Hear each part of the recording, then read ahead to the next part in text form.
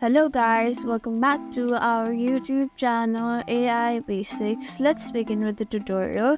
Today we are going to learn how to blur background from FaceApp. Let's begin.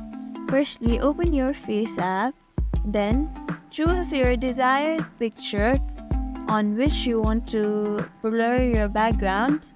Then tap on it. Then after, at the bottom you have to scroll until and unless you find the option of blur. Tap on it. There also you have many options to blur: standard, bokeh, disk, zoom, etc. I will choose standard, and you can increase the intensity of the blur, how much blurriness you want at your background. Now you can blur your image and save it. Don't forget to save it. Thank you for watching this video. Make sure you like, share and subscribe to our YouTube channel for more such content.